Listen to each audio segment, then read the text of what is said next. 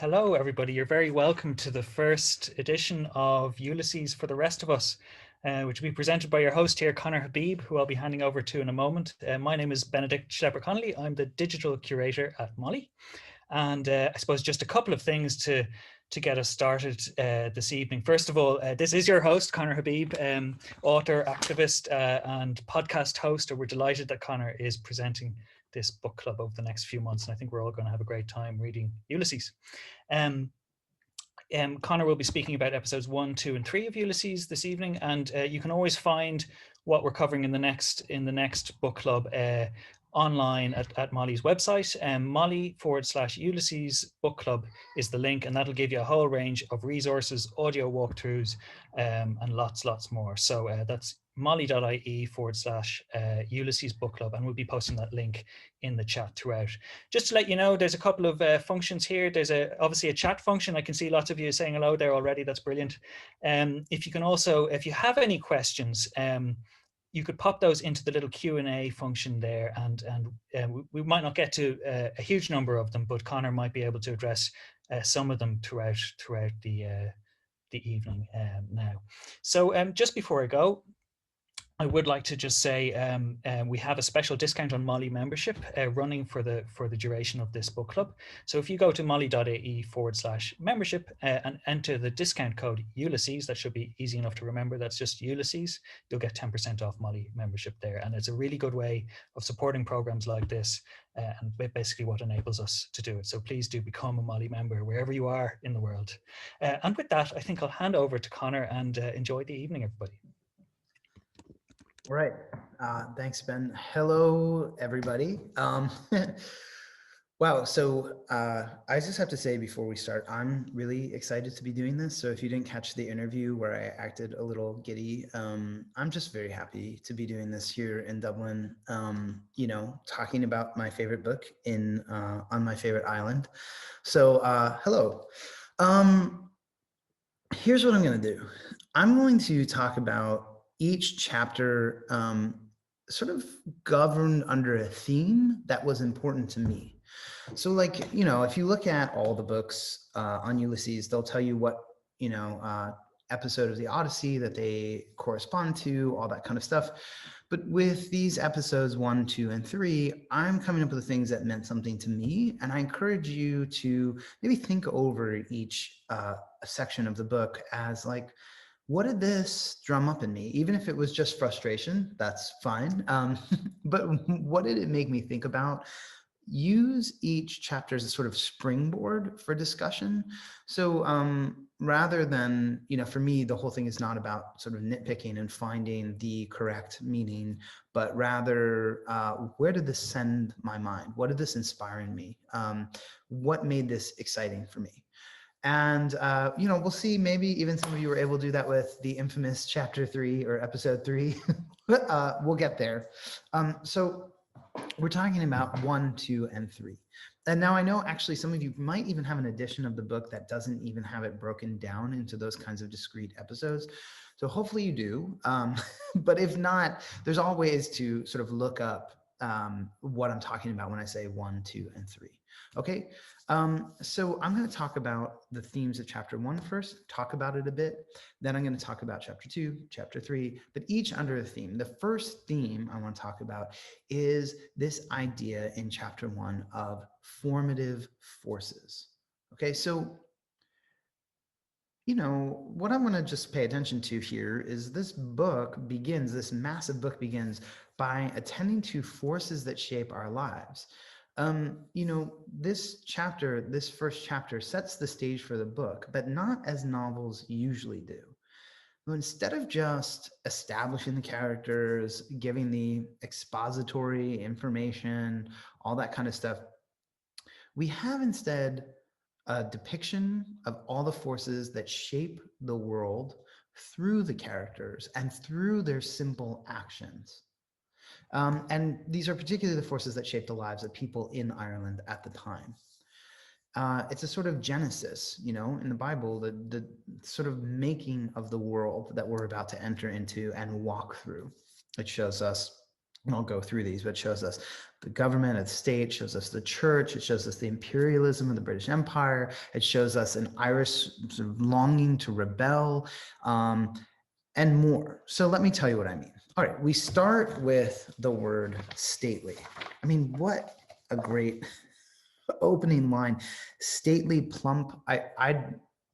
I guess I wouldn't mind being called plump, but whatever. We're starting right there with aspersions cast by Joyce. Stately, plump Buck Mulligan came from the stairhead bearing a bowl of lather on which a mirror and a razor lay crossed. We start with the word stately, and we begin in a Martello Tower, the Martello Tower, which is a tower in Ireland, which is built by the British. Now, actually, this tower is the James Joyce Museum, so it's been sort of reclaimed. And as I said in some of the previous, like the prep video, a lot of the places are real places. So this place is a real place. And Buck Mulligan, an Irishman who's very sort of Britishy as well. He has his Britishy qualities. He's a medical student. He's constantly joking. And there is to him a darkness in him a little bit that threatens to appear when his flame of good nature burns out. You get a sense of this guy, he might always kind of pounce or turn on you, and it might just mean nothing to him. Oh, it'll just be a joke. And he blesses the first page of the book. He actually blesses the whole book with this, and it's a blasphemous blessing. A razor and a mirror form a cross, and Mulligan says, I will go to the altar of God before shaving. It's a call to a God who both gives and blesses and also mocks, both from power and powerlessness. And then he blesses the land.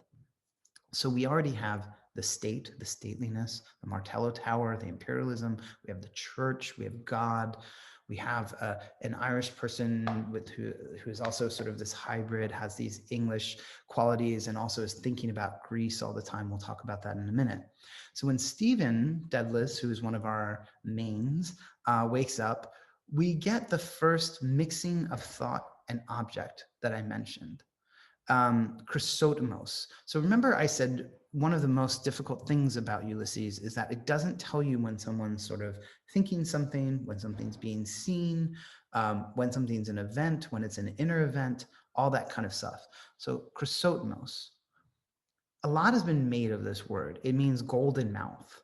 And this is a hint of the style to come. It's got both Greek and Christian implications. It's a sign of a damaged mouth, golden teeth, that is repaired with something valuable. But in the inserting something valuable into someone's mouth, you dilute its value. It's still not the same. So just an additional note here. I'm going to wander a little bit, so just bear with me, and I'll just I'll always bring it back. So I talk in circles sometimes, but I'll always bring it back, and that's how you have to talk about this book anyway. Buck Mulligan really wants to Hellenize Ireland. He thinks that Greek culture can heal Ireland's woes. And so we have this chrysotomos, this Greek, this golden mouth, this implication here that heals the mouth. Golden teeth, etc. I think we can see something similar today in Ireland. So Mulligan thinks if I reach to this other culture, I can solve the problems here on this island. I can revivify Irish culture. We can make it grand and amazing and part of something that feels much more international. And I think we can see something similar today. If, a lot of you are in Ireland and maybe you're experiencing this, that sometimes I notice as an outsider that a lot of people in Ireland will look towards international conversations for problems that are uniquely contoured to Ireland itself. Whether it's looking to tech to save the economy, or bank bailouts, or US social justice conversations, or whatever. It's not that I think none of these things have merit or aren't useful or anything, but it all has this sort of Buck Mulligan-esque spirit here, where Ireland is asked to fit the form of another culture to solve its own problems. We can sympathize with Buck Mulligan or not in this. I'm not judging either way, but I think it's interesting to see that that's in this book right in the beginning. And so, as a sort of side note to the formative forces things I'm mostly talking about, there's a tension between Buck Mulligan and Stephen Dedalus. Lots of people have painted Buck Mulligan as an enemy to Stephen Dedalus throughout the book. But it's just one of those kinds of friendships that's antagonistic, but there's some deep love and appreciation there. I'm sure you might have a friend like that who really gets under your skin, but you're like, yeah, but that's also the exact thing that's great about them. There's a great book called Jocko Serious Joyce by Robert Huntley Bell that goes into a lot of this, that kind of uh, the reason why we shouldn't just dismiss Buck Mulligan because he seems kind of like an asshole in the beginning of the book and ends up being a bit of a jerk throughout the book as well. Okay, so Stephen's plagued by nightmares, both Haynes's, because Haynes was crying out in the night, and his own of his mother. Stephen's mother has died recently, and while she was ill, she asked Stephen to pray by her bedside. But because Stephen was terrorized by religion, he refused. And this is following him around. So again, we see these formative forces, the family, religion, colonialism, internationalism, all this. And when Haynes appears, we see Haynes is obsessed with Stephen's Irishness. He really fetishizes the Irish. He's even making notes of Stephen's Irish colloquialisms. And when the milkmaid comes, he talks to her in Irish, and she doesn't understand. It's like a lot of people here in Dublin. Actually, there's a comedy sketch. I forget. I wish I would have remembered this. I would have, instead of just talking about it off the cuff, I would have given you the link where these these Dublin police arrest someone from an Irish speaking area, and they're trying to interrogate him, and they're like, do you know Irish? And they're like, sure, sure. And they just say nonsense because they don't actually know the Irish. So Haynes, who's like fetishizing Irish people, speaks to the milkmaid in Irish, but she doesn't quite understand. And Haynes is very British. I mean, even to the point of saying, I say, Mulligan, you do make strong tea, don't you? I mean, it's just the most like British thing. And in his obsession with the Irish, he feels absolved of all responsibility. At a certain point, he says to Stephen, we feel in England that we have treated you rather unfairly. It seems history is to blame. So because he loves the Irish, he feels like, well, history is to blame. History, not people, not even structures or institutions, just history. There's no sense of accountability. And a lot of that is because his sympathy with the Irish, his obsession makes him feel like he has played no part.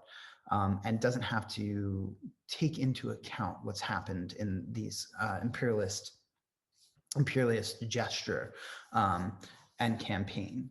So I found that pretty interesting, sort of infuriating in a way. But Haynes is a really interesting character to have right in the beginning. And I think, I think Susan Sontag says something like sympathy is the quickest way to divest responsibility. If we say we sympathize with someone, then we don't have to take responsibility for what we see before us. And I think there is some of that in Haynes here. So we have the spectrum here. We have Stephen, who's Irish, struggling with his thoughts to understand his identity. We have Mulligan, who's seemingly good-natured, slightly sinister, kind of has this English, Irish, Greek quality. And Haynes, who's just very English, but longs for Irishness. And when they leave the tower, they pass two men. And this is where the overheardedness, overhearing, the overheardedness of Ulysses appears. There are two men speaking, and we get lots of conversations like this throughout the book, bits of it here and there. And the man that Mulligan knows shows up, and he makes a joke about Nietzsche and jumps in the water. And Stephen gives Mulligan the key. He's irritated. A seal breaks the surface. And, in Irish mythology, there's a significance to seals, well, especially in Scottish mythology, but like in Irish mythology, there's also significance to the seals breaking the surface and their relation to the other world or the fairy kingdom. And the seal lives in both worlds. It lives underwater and it lives above the water in the air. And Stephen thinks usurper. But who is the usurper? Is it Haynes? Is it Mulligan? Is it the seal who seized his attention? So I know I just threw a ton of stuff at you really quickly. And I think some of the other chapters I'll be able to just kind of smoothly narrate. But the fact is, in this opening chapter, just a few pages, we have God, colonization, blasphemy, trauma, life and death, the life of the dead, repair, change. The stage is set by this first chapter for the forces that make people in Ireland and in Dublin who they are, without any long expository passages about history. The world and its past are present. And at the same time, I don't want to reduce this chapter or any of the chapters just to symbolism. So as we go along in this book, try, if you can, not to be like, well, this represents this and this represents this and this means this and blah, blah. Like, I think in general, I prefer to avoid that approach to reading. But in this book, it's very tempting. Also, see how you feel about these characters. You know, Mulligan, for me, he's so fun. He's a sort of major minor, you know, character. He's like, if you've ever read Catcher in the Rye, there's this character named Stradlater. And when I was in high school reading Catcher in the Rye, I had a huge crush on Stradlater, even though he's only in it for a little bit. And I miss him. Like, I miss Mulligan. Like, I miss Stradlater when he's no longer in the narrative. Haynes, like, I don't feel he's despicable. He's just kind of dumb. He's kind of dumb. And Stephen is like, I know I'm going to be journeying with him throughout the book, but he's not exactly likable. So where do I find the hook to like hang out with him and be cool with him? He's not a monster. He's a little bit of a mystery. So as I'm telling you all this stuff about the formative forces and all that kind of stuff, I also want you to find your sympathies, your affinities, your feelings for these characters as well. Okay, that's chapter 1. Chapter 2. Now, as I'm doing these, I'm not going to be reliving the walkthroughs, right? So hopefully you've listened to those walkthroughs, you know sort of the general sequence of events. But if you find yourself lost and you haven't listened to the walkthroughs, just listen. They're very short, and they'll just say, this happens, this happens, this happens, this happens. So as I go through, I'm not going to reiterate those. But okay, chapter 2, there's a theme here for me, which is very exciting, which is it's like Joyce and it's like the book want to refuse certainty. There's sort of like an immorality to certainty, to being certain about things. And I appreciate the chapter for this. Before I talk about the chapter itself, I should say Joyce was really interested in the way that certitude could have really grave consequences. He was obsessed even with it, like how being sure could condemn people to death or ruin. Part of this stemmed out of, he went to a murder trial when he was very young, and he saw someone wrongly accused.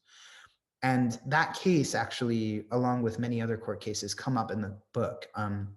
It's the Thomas Childs case, which stuck with him his whole life. And so if you want to read about any of this, there's a really great, very recent book called Joyce in Court by Adrian Hardiman, Joyce in Court. And it goes through how court cases and legal stuff impacted Joyce's life. And it's actually very just plain language, very fun to read. And you learn a lot about history from reading it. For me, it's fun. Anyway, I enjoyed it. And it touches on some other cases, including one that involved Arthur Conan Doyle, which Julian Barnes wrote a book about, which became a BBC series called Arthur and George. Maybe you've heard of that. Anyway, I see here in this chapter Joyce's concern that certainty can become a sort of infecting kind of evil, not because certainty itself is always wrong, but because our claims to it in the complicated tumult of life is just often posturing. Like, don't worry, I'm going to get to the actual chapter in a second, but think about this past year and a half. Think about how much certainty has plagued us. Just like a lot of other things have like literally plagued us, right? The back and forth claims need not just by science, like, but by politicians, by your friends, by you, the way we asserted our beliefs of what was happening, what happened, and what the world would become, how things were going to go, all that with absolute certainty. And think about how much pain that brought us. And think about how much that means we were fleeing uncertainty. So let me bring that into this chapter. The cruelty of certainty shows up first to laugh at innocence in this chapter.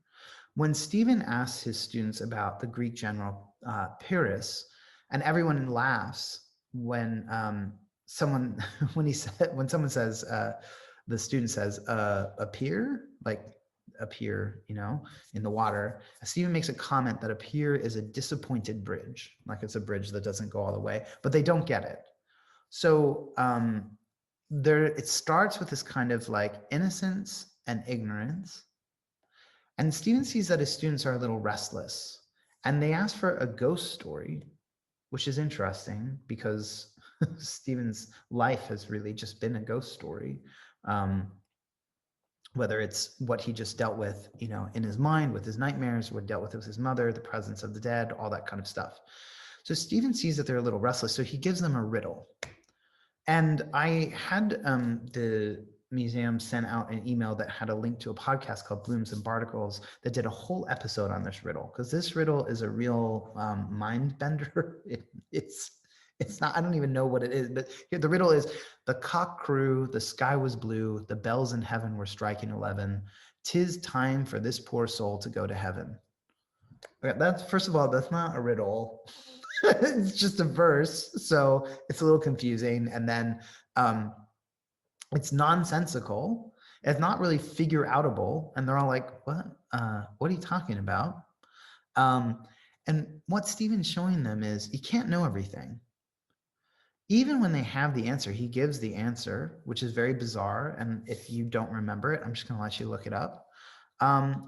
Stephen even botches the traditional answer himself. He changes something about it. The fox's mother is the traditional answer, not the fox's grandmother. So this is this sort of like nonsense verse that has a response that also makes no sense. And Stephen gets the answer wrong, which means that Stephen is showing them that certainty is smug and often wrong. But he doesn't even know this, even as perhaps he would like to embody it. And he has forces acting on him that make him miss the truth. He has the fear of the memory of his mother, which is triggered by his student asking about a ghost story. So we come then to this figure of DZ, right? And so the headmaster presents, again, a kind of certainty that would just make you want to pull your hair out. It's someone who feels totally comfortable with their certainty, but really just does not know anything. It's like really maddening. DZ is kind of like a fictional QAnon follower, or like a really annoying Twitter user. He's got all these beliefs that are really founded on conspiracy and bigotry and miracle cures. And he's so sure of himself that he wants to reel Stephen in, and he demands Stephen give his letter about the curability of hoof and mouth disease, which wasn't curable, to the newspapers. And he's also totally afraid of Jewish people, and also says that there are no Jewish people in Ireland, even though we're about to meet one just after, this grouping of readings, we're about to meet one. So on the other hand, Stephen realizes that not even the past is fixed. So there's this totally certain person, and then there's this person thinking, whoa, like nothing is fixed. History is a nightmare from which I am trying to wake. It's a powerful phrase from Stephen, but not an entirely true one. Of course, history is not really a nightmare. It's something else, but one can still wake up from history. One can find a new pathway, which we thought history, with all its certainty and total fixity, would not allow. In other words, the breaking of a cycle. So this is something that Ulysses teaches us throughout. With that correspondence thing that I told you all to ignore, basically in the prep, where it corresponds to the Odyssey in a way, it's a breaking from the traditions of myth in a lot of ways. And that's why I tell people not to pay too much attention to correspondence. It's actually wrenching away the power of the gods. Like, let me tell you what I mean. Do you ever feel bound to the narratives of your past, your failures? Like maybe you've never made enough money, or you've never achieved artistic success, or you have chronic illness, or maybe like me, you're horrible in relationships. And perhaps at a certain point in your life, a new meeting or meaning illuminates the world and your experience, and it can pull you out of it. You peek through the surface like that seal in the first chapter, and you breathe a new air in a new place. So there's a pattern, sure, and you may be locked into it, but there's also a new path. We don't have to be governed by the gods anymore, or the forces, even in the first chapter, if only we can break free. So I say all that just to say, like, the only way to do that is to embrace uncertainty, is to embrace the fact that we actually don't know what's coming. We don't know what's available. We don't know the answers to the riddles. We don't even know the answers to the riddles when we think we know the answers to the riddles. We're all students, we're all confused. So this is a chapter that exposes that old teacher, DZ, as inadequate. He's not really a villain. He's just someone that knowledge and learning and possibility has died in, because he has to have certainty all the time. He's a tragic figure because he will not embrace absolute uncertainty and total possibility of transformation and breaking away from patterns and cycles, because in fact, that's how things work. Okay. Chapter 3. What? Chapter 3. Episode 3, whatever. This is the one where I say we need to embrace compassion. So that's the theme that's really interesting to me about this one. Most people point to this as the changing shapes, the protean changing shapes. But I like to think of this as a chapter that asks us for compassion. And why? Because people are complex. The world is complex. And like I said, the world can change in an instant. So how do we deal with that? With a sense of compassion for ourselves and for others. Declan Kibbard, the Joyce scholar, literary scholar, Joyce scholar, he writes, many readers drop Ulysses at this point in this chapter, finding themselves unable to keep up with Stephen's remorseless and obscure pedantry. But the truth is, nobody could understand all that Stephen says or thinks. Nobody could take all his ideas with utter seriousness. Not seriousness, no, but maybe compassion. This chapter for me is an act of compassion on both the writer's part, the reader's part, the character's part, on Ireland's part as well, in a sense. It might not look like it at first. Like, you might read this and be like, what the fuck is your problem? Why did you write it like this? Couldn't you just be normal? I was having a good time. Everybody said Ulysses was hard. It was awesome. I was getting through it. I was really proud. And then, like, ineluctable, what? Okay. But it is Joyce's attempt to understand and depict just what the hell is going on with our own thoughts and experiences.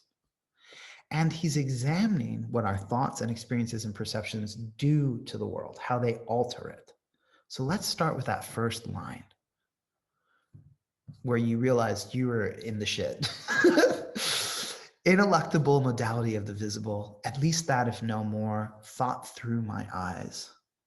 Meaning, the world he sees appears at least to be there to stay. So, like, when you look around, it looks like the world is there to stay. But why?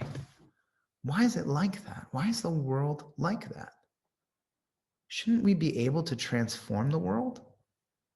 And then he considers, am I just seeing objects? Am I just seeing colors? Are the objects real, but the colors aren't real? Stephen's considering Aristotle, and maybe others. Maybe he's considering this late 16th, early 17th century philosopher and mystic, Jakob Burma, or more. So then it's, open your eyes now. I will. One moment. Has all vanished since? If I open and am forever in the black adiaphane, basta, I will see if I can see. See now? They're all the time with you. without you, and ever shall be, world without end. So he's closing his eyes and he's like, whoa, what if I open up, or I experience the opening up of my eyes and it's all still black? What if there's nothing there? All these things just in a casual moment for Stephen are going on. It's a really exciting inward existence, but in some ways also very pained, because it must feel lonely to think like that all the time. And in some ways, I think we could all probably touch in on that loneliness. Sometimes when we think of the most interesting concepts, we feel lonely in them. And then when we talked about them with others, people are like, well, are you stoned? You know, like I call these like stoner questions. Like the where, you know, these are the best questions. Like, is the food in the refrigerator there when you're not looking at it? I find it like, I find a question like that super exciting. It means a lot. Like, what does it mean that I can't see my own face?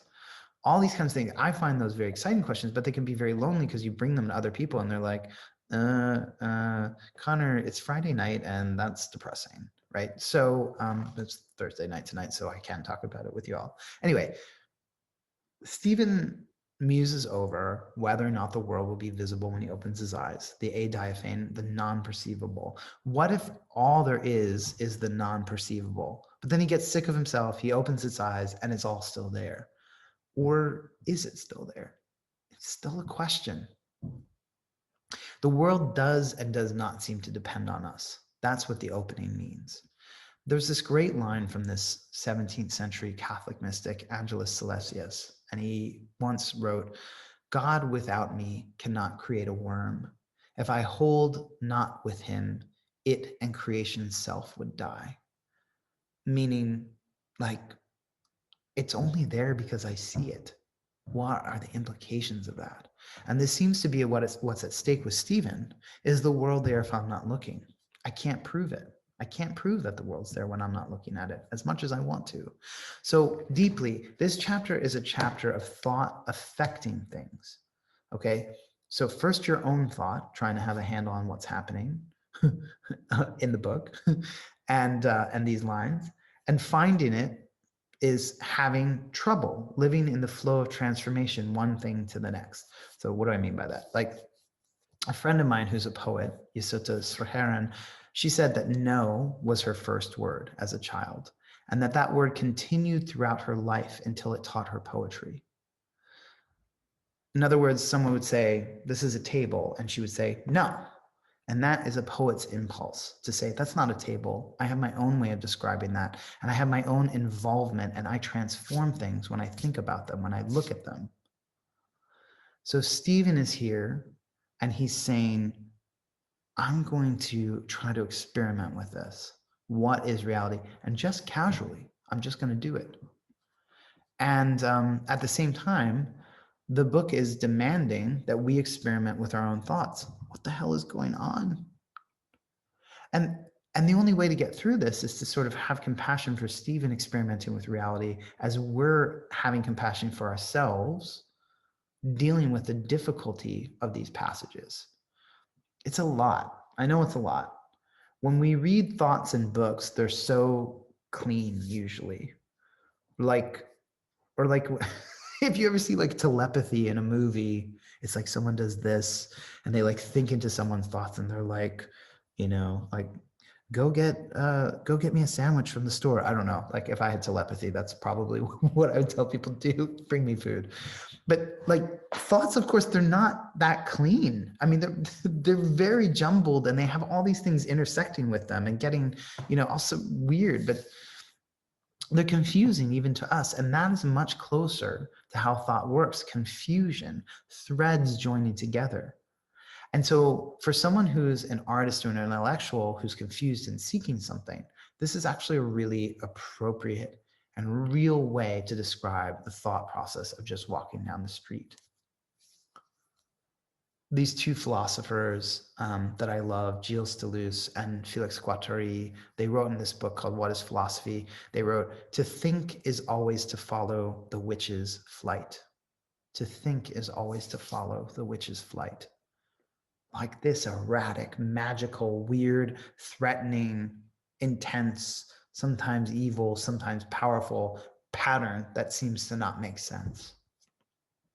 Okay, so this chapter is a chapter of thought and transformation and confusion and meanings being everywhere for us all the time.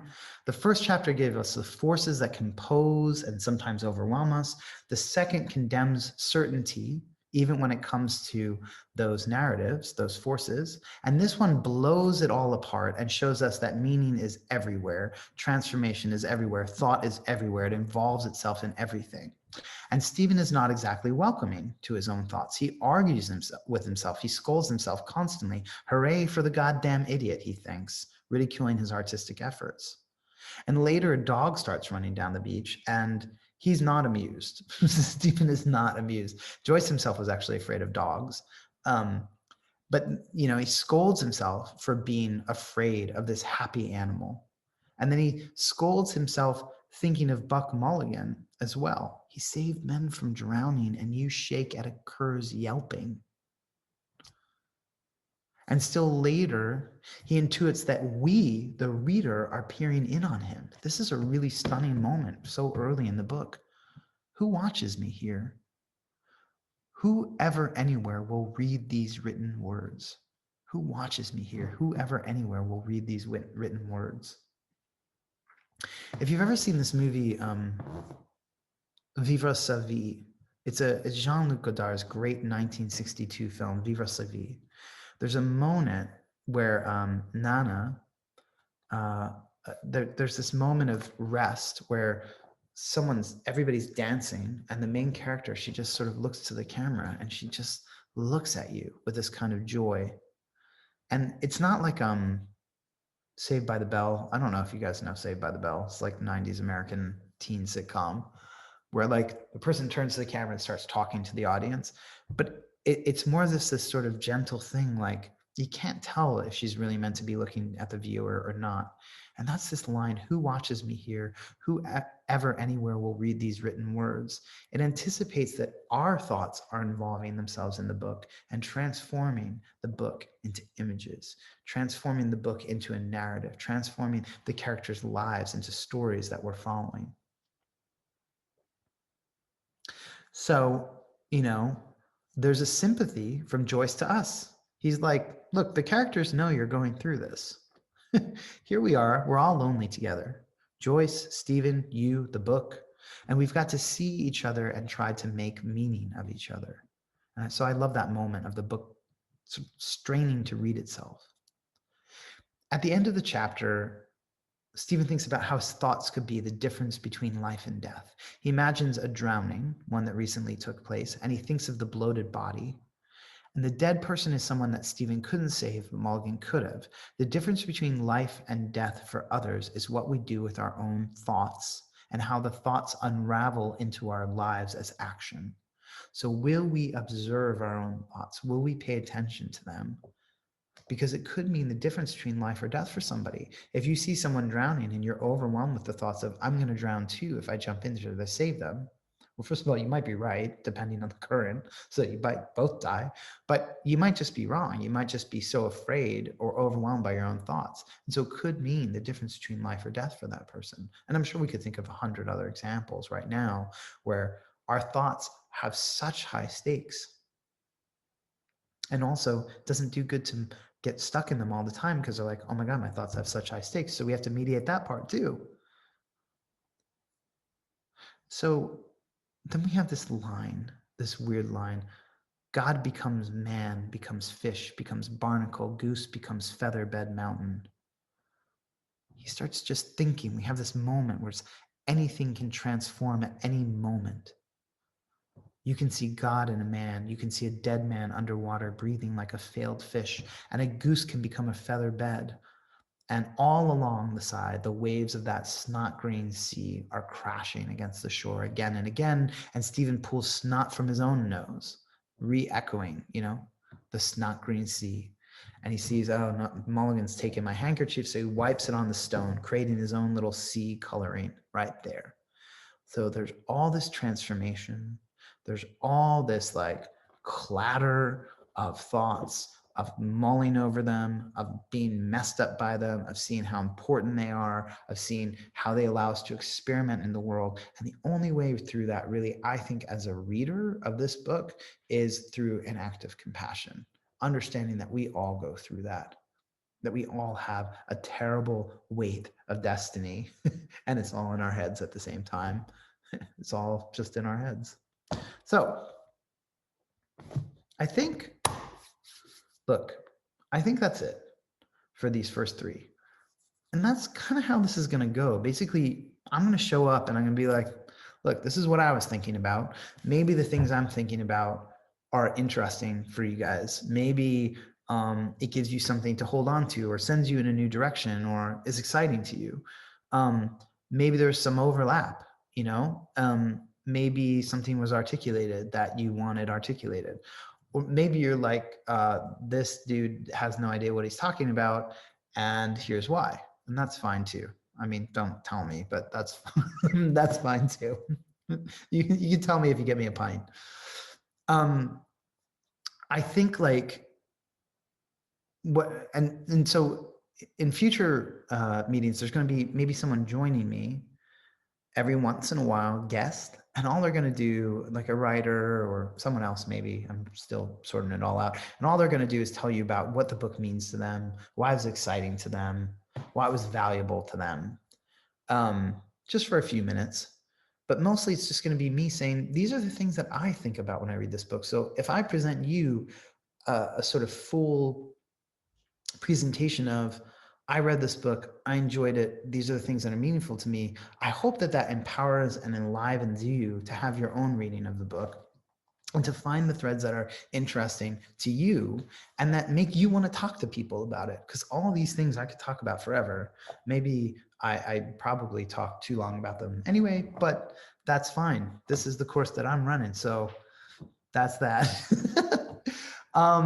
I think that's it. I think it's time for me to maybe take a few questions and really like encourage you all to talk with each other, because I don't want it to be about like me, right? It's Ulysses for the rest of us. It's not Connor Harib reads Ulysses and tells you everything he thinks about it, because there are a million books like that that are like, this is what Ulysses is. And I don't want that. I want it to be your reading of Ulysses. So can we just have you all talk to each other, and I'll respond to a few questions here. There's some in the Q&A, and there's so many people here that I'm only going to get just to a few of them. I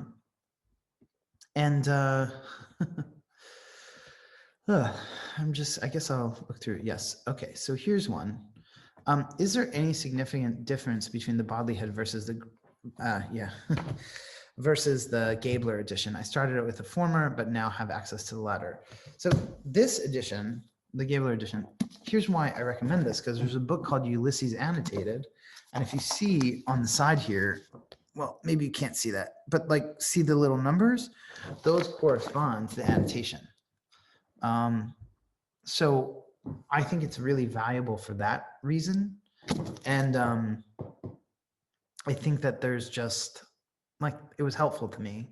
It's also clear there's a lot of dispute. There's this Joyce scholar who hates this edition, who is like, maybe you all heard there was an article that was like the case of missing Joyce scholar. That was a big New York Times article a few years ago, and that was all about the person who hates at least a version of this edition. But I like it, so I don't really give a shit. But you you guys can read whatever one you want. Yeah. So here's a question. What's the obsession with handkerchiefs in the book? I really don't know, except to say that Joyce was really obsessed with the body and also the parts of the body that we find repulsive. So a handkerchief could have a scent in it. It could be, to blow your nose in. It could be to wipe your mouth with. It could be to do other things that men like to do. I think that although you would not probably carry it around with you for that reason. But Joyce is really obsessed with bodily function, and we're going to be seeing it more and more throughout the book.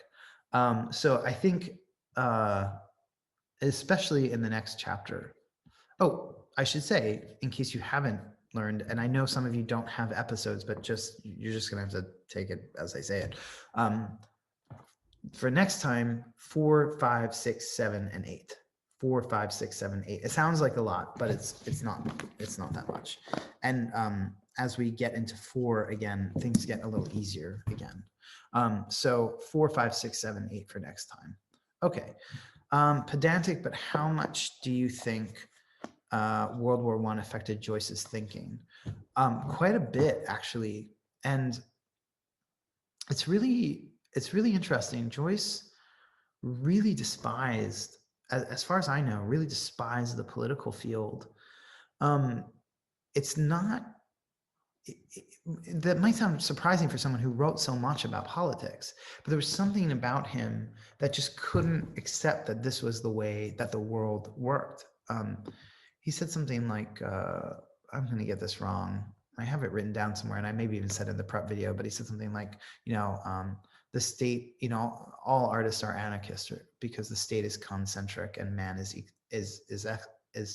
eccentric or eccentric.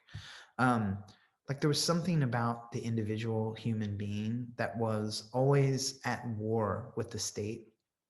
And so wars, of course, did not really sit well with him. However, like there were moments, like there was a moment when he refused to publish something in a journal because another writer, maybe it was maybe it was Ford Maddox Ford, I can't remember who, but published like a political article in it. And they were like, well, do you not agree with him? And Joyce was like, well, sure, it's not about that. I can't be involved in the political field in that way. I just don't feel comfortable. I mean, also there was something probably self-serving where he just didn't want to interfere with the process of getting his works published anywhere, which that could well do at that time, because he was already having enough trouble with censorship and all that sort of stuff. So the war weighed heavy on him. There's actually a graphic novel about Joyce's life, which is pretty good. Maybe the good fairies in the Molly that are running the show behind the scenes right now could look that up real quickly and that graphic novel about Joyce's life and post it, because I don't remember what it's called. I read it a long time ago. Okay, so I'll take maybe 2 more questions. Can you talk a bit about the use of humor and wit in the book? Isn't that so quintessentially Irish? Yeah, I mean, I've never met a humorless Irish person, but I also just try to avoid humorless people. So maybe I'm not exactly, maybe that's not exactly, I'm self-selecting. I think humor and wit, I mean, I think a big part of the humor here is that there's irreverence for sure. I mean, prayers are inverted, into something humorous, sometimes extremely sexual, to defy power. And that's, the power of the jester was always to sort of stand by the king and was the only person who could mock him. But you always had to be sort of careful. And that irreverence, I think, is really important. And it's a way to exercise a sense of inner freedom and power. So when you say quintessentially Irish, I don't know.